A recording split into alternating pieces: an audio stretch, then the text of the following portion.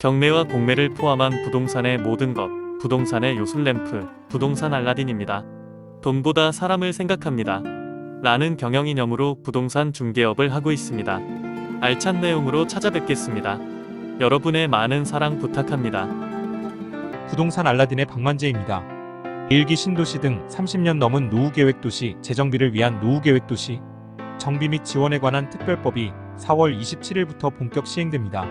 25일 국토교통부는 노후계획도시 정비사업의 추진 동력을 강화하기 위해 노후계획도시 정비 및 지원에 관한 특별법 시행과 동시에 특별위원회 구성 및 지원기구 지정 등 노후계획도시 추진체계를 완성했다고 밝혔습니다. 이 특별법은 노후계획도시의 통합정비를 유도하기 위해 안전진단을 면제하고 용적률 상향, 용도지역 변경 등 규제 완화를 담은 법입니다. 정부는 내달 일기 신도시 지역에 특별법을 적용할 선도지구를 발표한다는 계획입니다.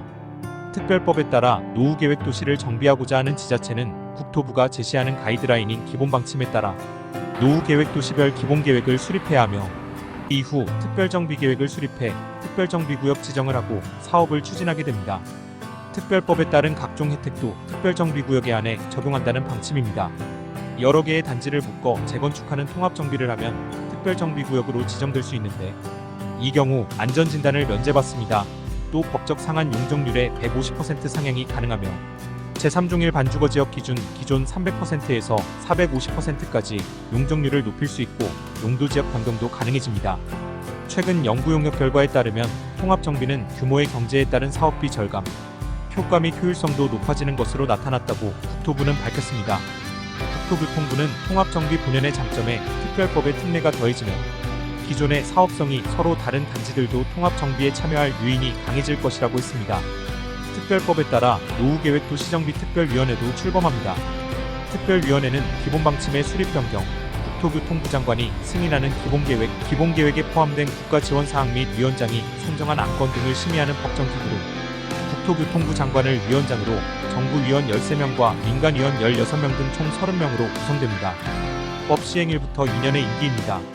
법 시행에 맞춰 노후계획도시정비지원기구도 지정되며 지원기구는 한국토지주택공사, 주택도시보증공사, 한국국토정보공사, 한국부동산원, 국토연구원, 한국교통연구원, 한국법제연구원 등 총 7곳입니다.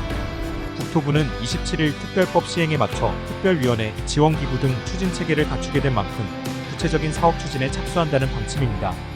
최병길 도시정비기획준비단장은 일기 신도시 지자체별 선도지구 선정, 규모, 기준 등을 5월에 공개하기 위해 지자체와 논의 중에 있다면서 선도지구는 지역별 주택공급 여건, 이주단지 공급계획 등을 보아 전세시장 불안을 초래하지 않는 범위에서 가능한 다수를 지정하고자 하며 각 신도시별로 총 정비대상 물량주택 재고의 약 510% 수준에서 지자체와 선도지구의 규모 개수 등을 협의 중에 있다라고 밝혔습니다.